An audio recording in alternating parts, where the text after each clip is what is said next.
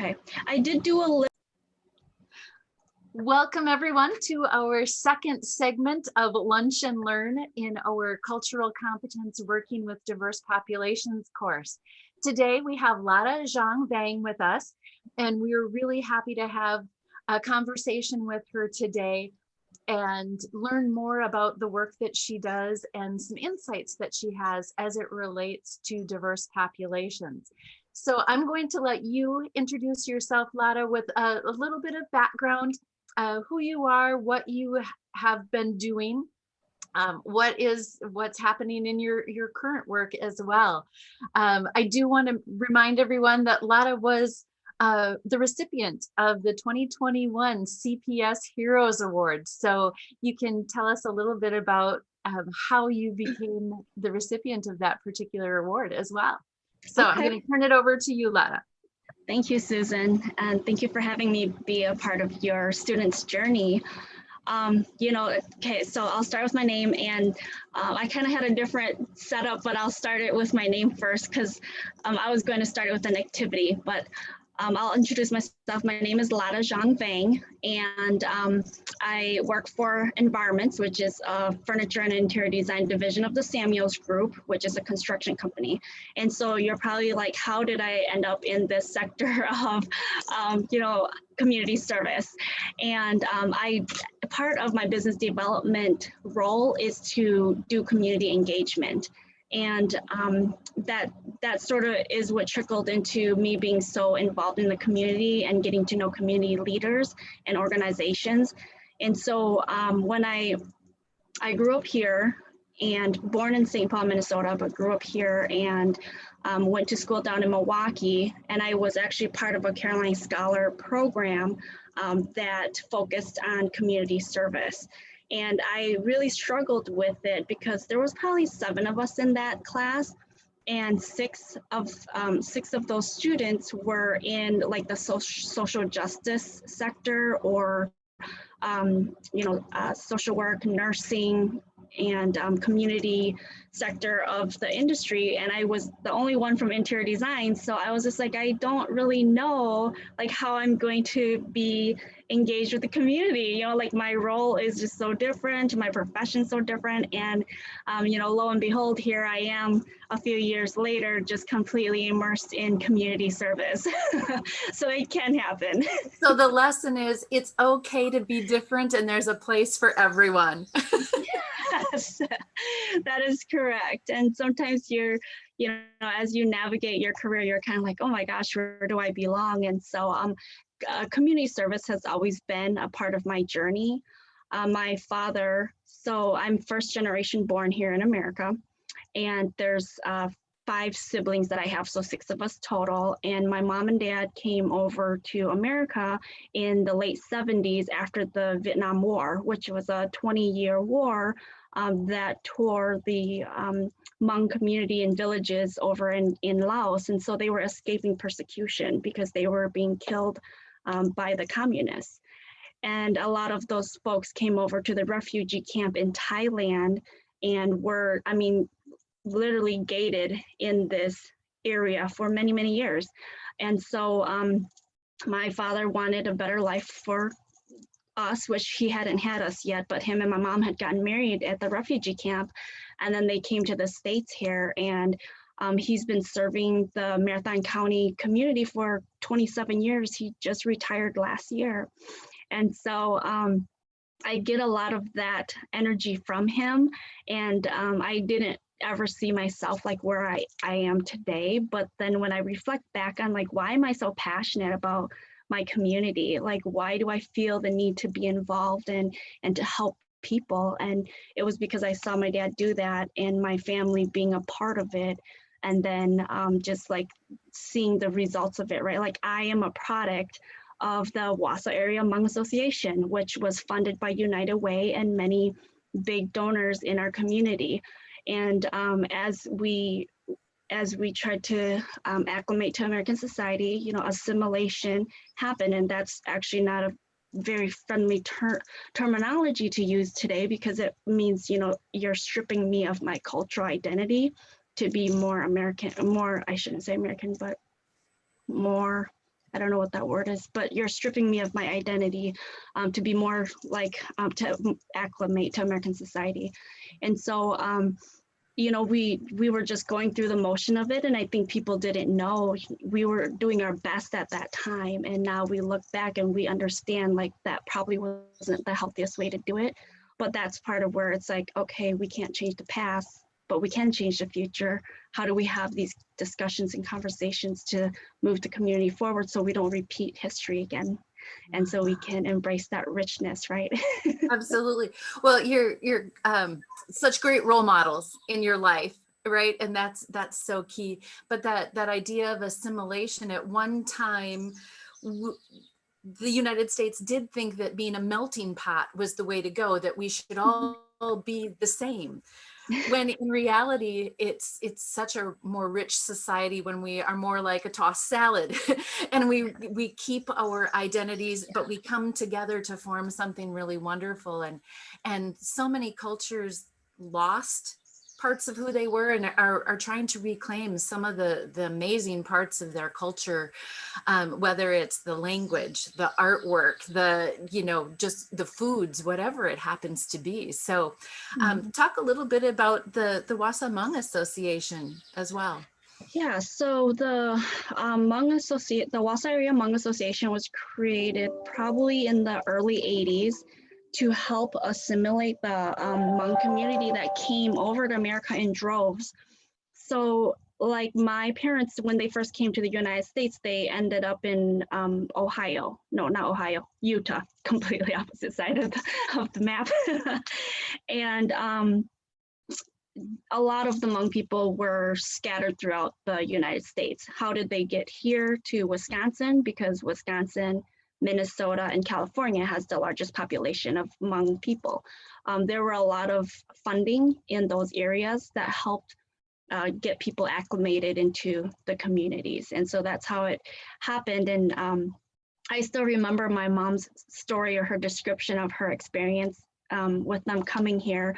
It was just the two of them. They were sponsored by, either you were sponsored by a Lutheran church or a family sponsored you. And I can't remember which of the two sponsored my parents over, but it was just the two of them. And they started working and they went into these these factories that were operated by these huge machines. And she described it as these huge, monstrous metal aliens, pretty much like these huge monstrous machines that were operating so fast. And I think she said she was like at a Funyun company where they made Funyun rings, and they would come down the the conveyor belt so quickly, and they had to bag those chips like at a certain time rate. And so, I mean, if you think about it, right, they were 17, 18 years old, didn't speak a lick of English. They came from dirt floors and straw homes, and here they are in America, where, you know, like there's concrete buildings, there's machinery. I mean, it's a completely new language. And so they were trying to be independent and get their feet on the ground. And so here they are in this manufacturing plant, and they were not able to operate fast enough compared to the next guy. And so it was hard for them to find a job. And so then they ended up connecting with my mom's brother in St. Paul, which then got them over to St. Paul and then here to Wisconsin in Marathon County. And so then my dad made it a point to be involved in the efforts of helping acclimate the Hmong community over to American society, because he realized how complicated it was. Like, how do we get these people, like large groups of people, to quickly become independent, learn the English language, get into the educational system, get a job, and then eventually get their own home. So if you look at the poverty rate of the Hmong community and like the welfare rate of it right now compared to when we first came in the 80s is drastic. There's a drastic change. I mean, it's not high. It's at a low number, and I don't know what that number is, but I am aware of that. And the National Geographics, when the Hmong people were here for 30 years, the National Geographics wrote an article on the Hmong people and described them to be the fastest changing community or people ever to go from caveman to American or modern day society in 30 years, when normally it takes a few lifetimes before people can get their feet on the ground and be operating independently. Yeah, I mean, that's amazing. It's just an alien situation just to be basically dropped into a whole different world, like you said, language, everything. And I just can't imagine how scary that has to be, but what perseverance and clearly very driven and goal-oriented individuals to make that happen. Yeah, I still, I still question. I mean, my mind, I can't even wrap around like the experience that my parents went through, and my aunt and uncles, I'm really close to them. And even the stories of like my mother-in-law, her journey was just so tragic. And I think like my father was 14 when he joined the military during the Vietnam War and carried a rifle until the age of 17. They had to walk from where they lived in Laos over to Thailand. So those are two different countries. And you have to cross the Mekong River that divided the two countries. And that river was as wide as like the Mississippi River or the St. Croix River. So if you can imagine 17-year-old teenagers just walking. So it was a 7-day trek for them. They lost their shoes. And I mean, it's not like shoes how you think of today. They were probably like Old Navy sandals. And midway through, I mean, these are jungles, monsoon jungles, and it was during the time of the monsoon season, so it rains a lot. So the rain can get as deep as knee high. So here they're trekking a 7-day trek in the jungles where there are wild like gorillas and monkeys. And it was just 6 of them because they wanted to lead the way to get help to go back and help their family members. And so they trekked a 7-day journey, and my dad loses his shoes and he finds some rubber tires on this, somewhere in the jungle, and gets, cuts it up and wraps it around his feet so that he can walk the jungle. And they finally get to Thailand and meet the American soldiers, and they were like their request to go back and help the family members, which consisted of grandmothers, grandfathers, toddlers, infants, aunt and uncles. And so they were faced with rejection, and that the war was over and the American people couldn't do anything. And so so then I just think, like, how did you go through all of that and then come to America here, and you're supposed to operate like a completely normal person? Like, you didn't have to go see a psychologist. You didn't, like, mentally, like, you are operating like a normal person. And how did that happen? And it wasn't just him, it's like a whole community of people. And so I still think to this day, like, we experience trauma as Americans, and it just like affects us for the rest of our lives. And how did they shut that down and not let that interfere with them helping people to be where they are today? Yeah. Like you said, it's just amazing when you hear those stories and realize that real people did that. And like you said, to just kind of shut that off and not let that affect you, but obviously it does in some way. Yeah. That you never really let that go, but somehow push it back enough to not let that overtake the situation. So fast forward to here you are, next generation, doing amazing things that they probably never would have even imagined. Yeah, and I don't think my dad would have ever, with me going down the interior design route, he was like, she's probably not going to ever do what I did. But here I am, and like I'm just paying it forward for all the people that did it for me. So I think of all your students in your class and the possible roles that they can play in the community. And I think about, like, who are those people to me, And I had people in the educational system that helped me. So there was Sharon Hunter, who's in Wausau here, that's part of the EIP program, or the DPI program, so Early Identification Program. She took a lot of students who were low income or first generation, never been to college, like never had parents who went to college. She took those students to travel the state of Wisconsin to learn about the types of colleges that exist out there. And it wasn't until I got into my interior design career that I learned American parents or Caucasian parents were teaching their kids from like elementary school about career and getting them into schools to tour and to do job shadows. And so I was just like, wow, I didn't even know that was an option. And I was just so fortunate that Sharon Hunter played that role in my life. And there was a group of us, so many of us made it through college, undergrad, and some of us have become doctors, some of us have become pharmacists. You know, we're in all different roles, and it was, you know, again, we're a product of that organization, and they were very important people who may have been a student in the degree that you're focused on. You know, there are people like our ELL teachers in the educational system who understood that English was our second language. So how did they help us to at least build our foundation? We might not be as advanced as our counterpartners, but that we understood enough to get to the next level and get to the next level.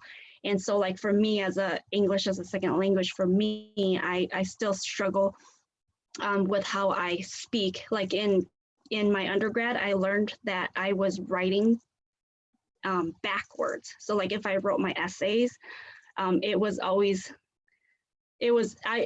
that I'm aware of it, I guess when I write something, I reread it and then I see if I have to flip it. And it was my English professor that showed me that. And it's because English is the only language that speaks in the direction that it does. So like in, you know, Spanish and Hmong and all the other languages, we normally flip our sentences. Yeah, English really is a strange language, and when it comes to spelling, that's a whole nother, you know, part of it. So yeah, learning all of that requires a lot of support for sure. Yeah. Yes. And think of those other community agencies and those other programs in your communities that did that for you, but who are now doing that for others. Yeah. Yeah, definitely. I agree. And I mean, without them, I wouldn't be where I am today. You know, I mean, I feel like I'm in debt to those folks, and maybe that's part of why I feel so passionate to continue serving this community, you know, in particular, because I really thought I was going to move to New York and never come back. You know, here I am. And you know, I feel even though I've had a rough journey and I've faced a lot of adversity, I still feel very privileged that I had the people I had in my life.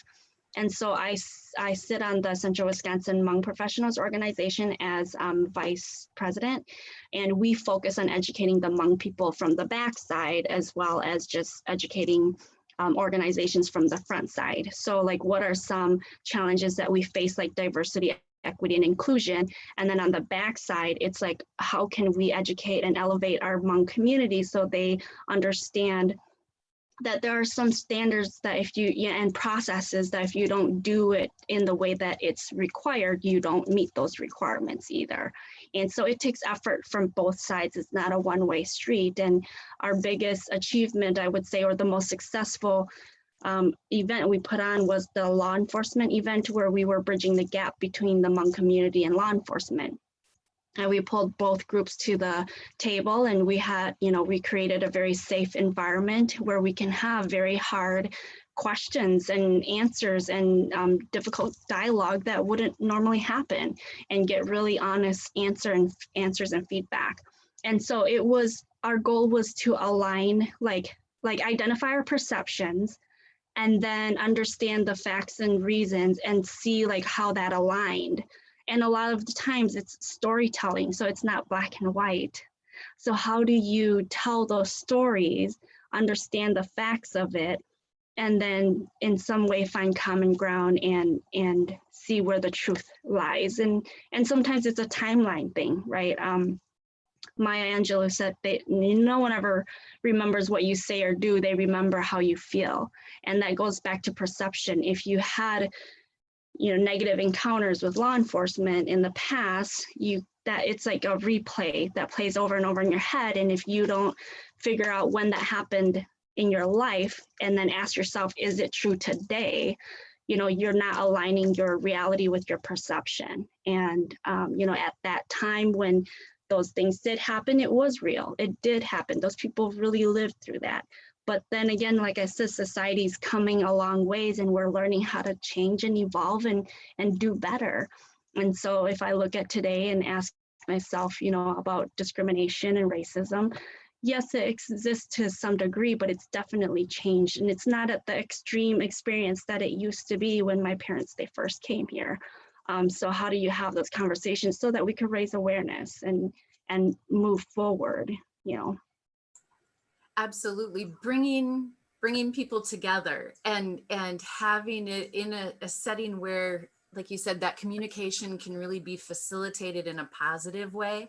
Yeah. Once we talk to one another and we hear those stories and we see it from a more personal experience, we're able to empathize and understand. And then, like you said, think of the actions that we need to take moving forward. Yeah. Yeah, and part of that too, I'll add to that is like, what are those things we can do moving forward? I sit on the Diversity Affairs Commission as vice chair, elected vice chair, and one of the big focus we're doing is looking at the HR handbook and looking at the processes that have been implemented or have been in the handbook for many years now, and kind of deconstructing it and then saying, okay, how do we pull out what's not working and how do we add in what is working? And so one strategy that's going to be implemented is removing names off of applications and just going by first and last initials, so that when it's going through the application process, your qualifications are being reviewed and not the judgment of who you may possibly be.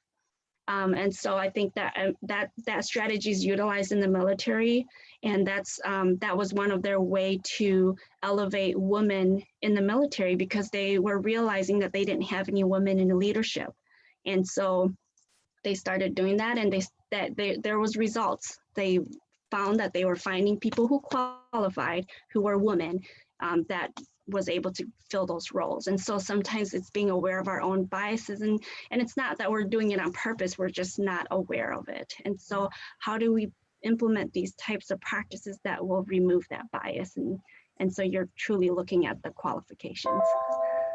That's so important.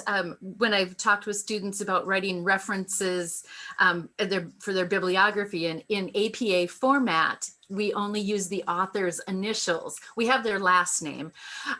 But one of the reasons for that was because there was a bias against women in research.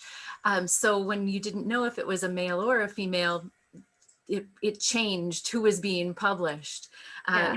And I think your point then, as we look at the workforce, that absolutely there are some of those subconscious biases. So what a great way to recognize that, and then to think about, so how can we avoid those things happening? And I think that's a great example.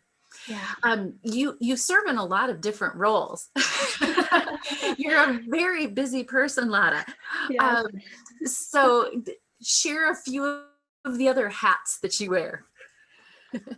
In the volunteer world, or just Sure. Professionally, personally, you can. Yeah. So okay. So well, first and foremost, I'm a wife of a husband who just started a business in 2018. So we own an auto business shop that has been running successfully through the support of the community, and obviously the talent of my husband and my brothers, who are his partners. And then I'm a mother of two little children, who Zendaya's 7 and Jacoby's 5. And so they really keep me busy and they inspire me. And then I will throw this in there. I am a Hmong daughter-in-law.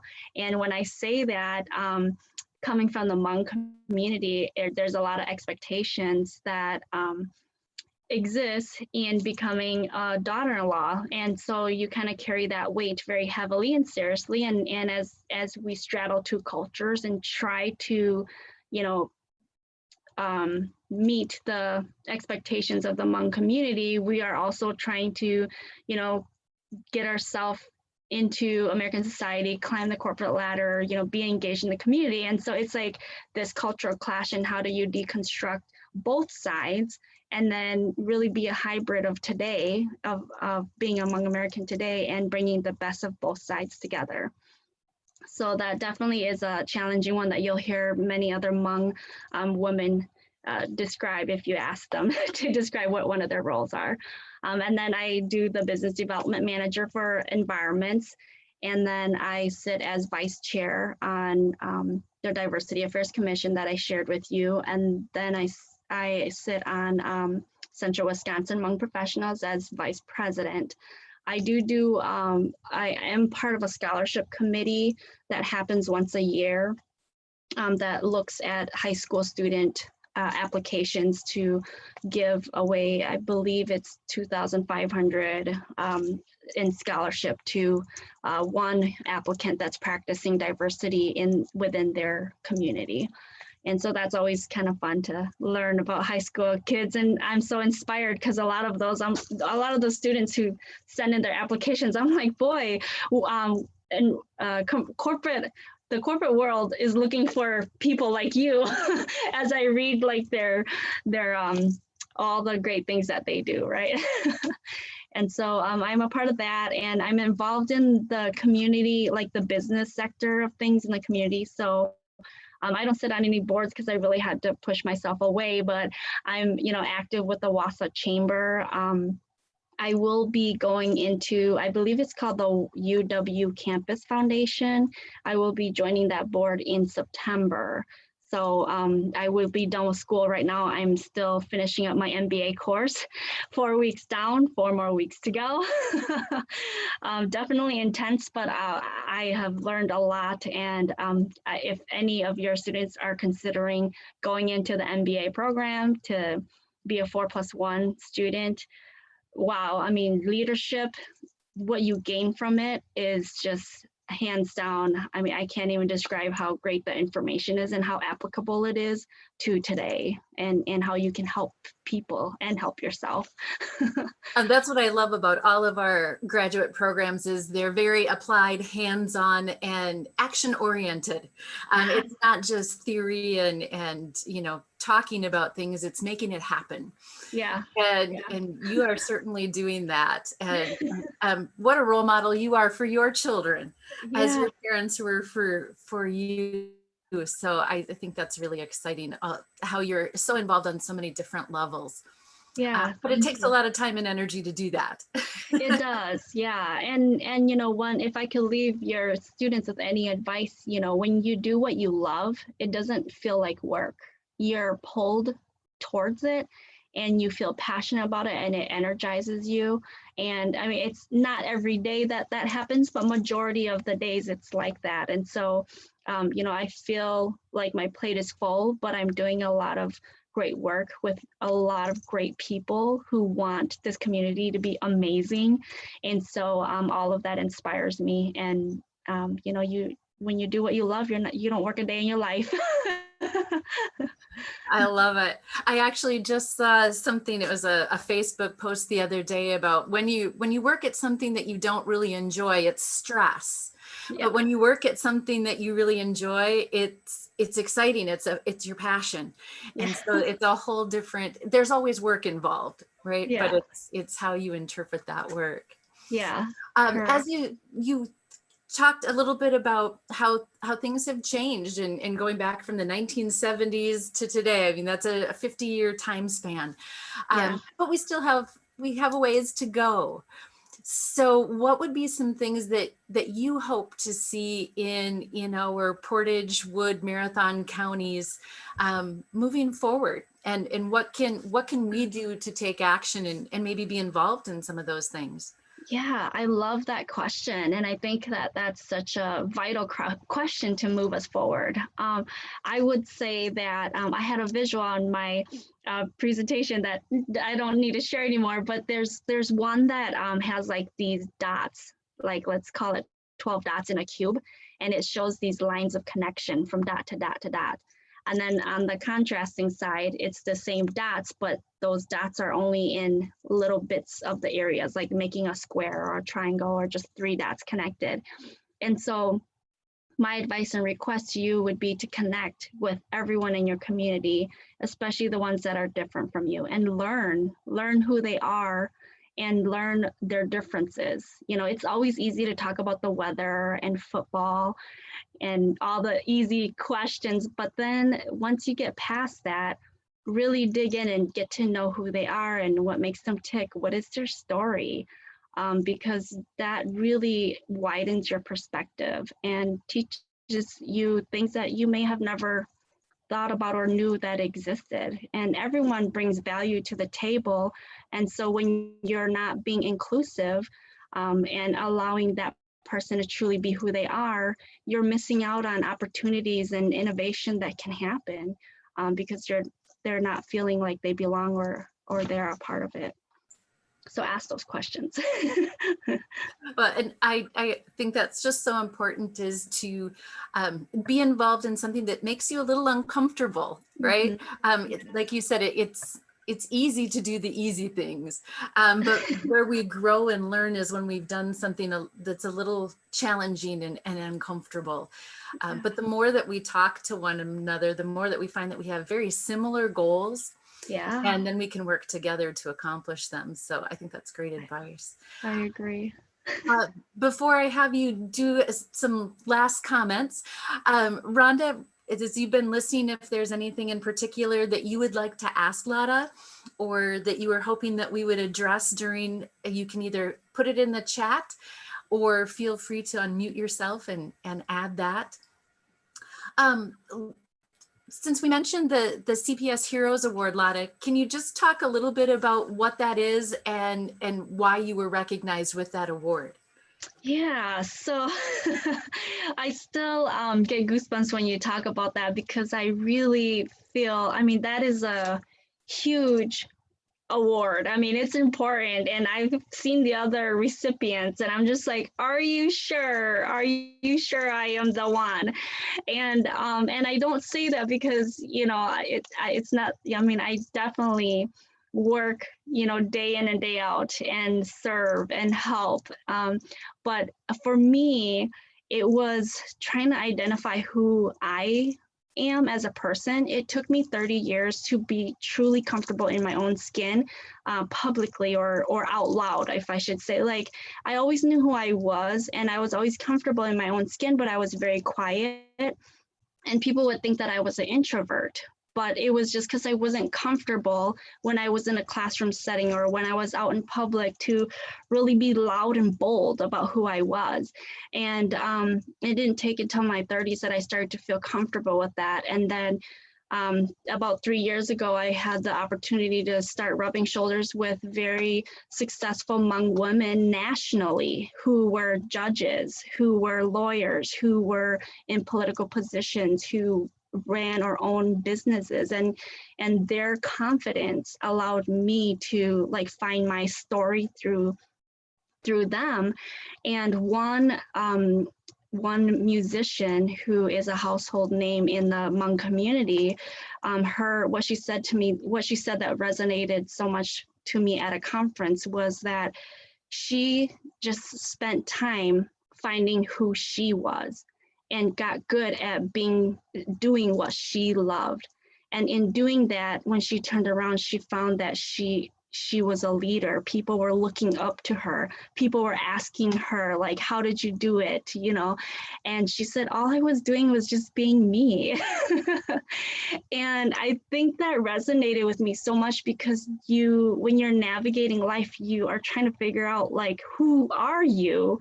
Who do you want to be? And the reality is just be yourself, because everyone else is taken, right? And bring your full self to the table, because you are going to have a different story, and that's okay. And that's going to be your story. And so I was just being very comfortable with speaking my mind. And you would think like, okay, that's an easy thing to do, but believe it or not, it's not an easy thing to do. You know, it's being uncomfortable, and people don't like to be uncomfortable. And that made me very uncomfortable. And so when I came into the MBA program, Lena Matezi, the MBA director, just something about her, the way that she taught, the way that she spoke, the way that she is, just allowed me to be comfortable in my own skin, and it made me feel safe. Like, this is a safe place for me, and I could belong here. I can see myself here. I can see myself succeeding. And so that made me feel comfortable to speak up in class and share my story with my colleagues and truly engage and bring my full self to the table, and share stories that I may not have because of being uncomfortable. And so through that, I got to know a lot of the professors, and they saw my story as being very unique. And then my drive for business and interior design and economic development, like I just am driven in those areas, and I want to learn more, and I'm hungry for that information. And so that really connected me with people, and it got me into conversations that I would have never anticipated. And so between my Hmong story and my American journey and career, the two blending and becoming a hybrid of who I am, led me to being nominated for the CPS Award. And so Greg Wright was the one who I think originally referred me as the recipient, and then the rest of the MBA professors chimed in and said yes. And so and through that, I guess too, like, it wasn't just me doing that and then them nominating me, but in doing that, a lot of people have approached me and just said, thank you for showing up and being in those spaces to show us that we can be there too. And so I didn't see it that way until people started telling me, like, wow, okay, if you can do it, I can do it. And that's how it worked for me when I saw those amazing ladies 3 years ago who were successful. I saw myself in them, and then people are seeing that in me. And if I could just show up every day and be me and inspire people, I'm going to keep on doing that. That's so awesome. I think your comments about representation are so important, that when we can see ourselves in these different roles, and so to have those role models is just key. But you certainly didn't set out to try to win an award. You were just being you. And I think that's so great. So, you talked about belonging, finding a place where you belong, being bold, being you. Those are such great messages for everyone to have, and to let guide the work that they do and the life that they lead. Yeah, I agree. Oh, we're amazing. So happy to have you with us, and we're glad that you're part of our UWSP family. Yes. And for sharing. Now I can say I'm a pointer. Yes, absolutely. To share your story with us, and to get us thinking about how we can get to know other people, and again, listen to their stories, and find ways that we can come together as a community to really keep moving things forward and making it better. Yeah, yes, lots of opportunity for better. Absolutely. And I love that you mentioned Greg Wright. He is actually going to be one of our guests on our Lunch and Learn in July. So we're going to get to hear a little bit about Create Portage County and some of the awesome things that are happening with that organization as well. Yeah. I think one of the things that we discover as we talk to different people is that interconnectedness that you were talking about with the dots, right? There's so much intersection and crossover, and I think that that's really exciting, as opposed to just working in isolation in small little pockets, that we can do more when we work together and connect. Yes, I agree. Well, that's exciting. That's great that Greg's coming to see you, and thanks for having me on here. And I'm just excited to hear that you're bringing such amazing people to get them in front of the students, Yeah. Well, and we just want the opportunity for students to get to know some of these people in the community and the organizations that they work for and with.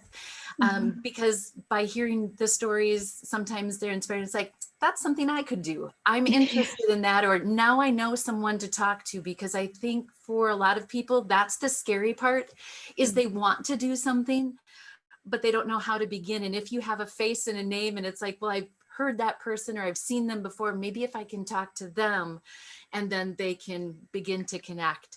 Yeah. So you just never know who might be giving you a call or sending you an email in the future. Yes, absolutely. And I'm on LinkedIn too. So if any of your students want to connect with me, I would be willing to definitely just connect with them. And I encourage all students, use that as your way of getting to know the professional folks in the professional field, because people love helping students. And once you're done, you can't use that excuse anymore. So get out there and get to know your community. And that's the easiest way to get into a job, is just connecting with professionals. And then they find out that they have an open opportunity and they're like, oh, I remember having lunch with this student, a couple months back. Why don't we check and see where she's at or he's at? Absolutely. But that's great advice. Yeah. Well, thanks again. We really appreciate your time and all of the wonderful things that you had to share with us. So all right, Susan. We hope you have a great rest of the day, and good luck with all of the things that you're involved in. I know we'll be seeing more of you. Thank you. Everyone have a good day. Bye, Rhonda.